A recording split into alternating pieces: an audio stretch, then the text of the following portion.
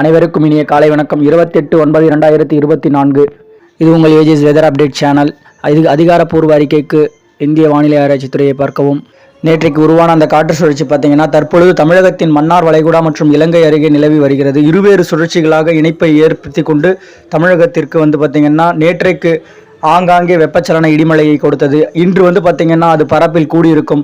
இன்றைக்கு மழைப்பொழிவு பார்த்தீங்கன்னா தென் மாவட்டங்களில் சிறப்பான மழைப்பொழிவும், தென் மாவட்டங்களும் மேற்கு தொடர்ச்சி மலை மாவட்டங்களும் ஒட்டுமொத்த மேற்கு தொடர்ச்சி மலை மாவட்டங்களையும் தொடங்குற மழை பார்த்தீங்கன்னா உள் மாவட்டங்களில் குவியும். இன்றைக்கு பார்த்தீங்கன்னா மத்திய மாவட்டங்கள் திருச்சி அந்த பகுதியிலலாம் நல்ல ஒரு மழைப்பொழிவு தெரியுது. இன்றைக்கு டெல்டா பகுதியில் பார்த்தீங்கன்னா ஒரு இடங்களில் இருக்கும். ஆனால் ஆக மொத்தம் பார்த்தீங்கன்னா இன்றைக்கு ஒதுக்கினாலும் நாளைக்கு பார்த்தீங்கன்னா நல்ல ஒரு சிறப்பான மழைப்பொழிவு டெல்டாவுக்கு தெரிகிறதுங்க.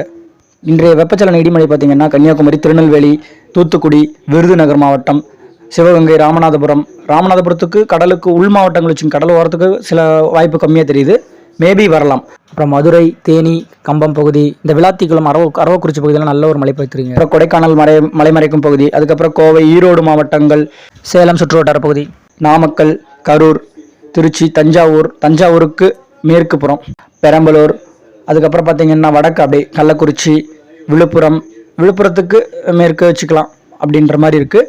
அதுக்கப்புறம் பார்த்தீங்கன்னா திருவண்ணாமலை, அதுக்கப்புறம் இந்த தருமபுரிக்கு கிழக்கு பகுதி, அப்புறம் வேலூர், இது அப்படியே பார்த்தீங்கன்னா அந்த ஆந்திர எல்லையோர பகுதிகளுக்கு பார்த்தீங்கன்னா நல்ல மழை கொடுத்து மிதமான மழையாக கடலோரங்களுக்கு நள்ளிரவுக்கு பின் முன்னேற வாய்ப்பு இருக்குங்க. இன்னைக்கு அடுத்த ஒரு 3 நாட்களுக்கு தென் தமிழகத்திற்கு மழை இருக்குதாங்க. அதே மாதிரி உள் மாவட்டங்களில் வெப்பச்சலன இடிமழை கண்டிப்பாக இருக்கும். வானிலையோடு இணைந்திருங்கள். நன்றி, வணக்கம்.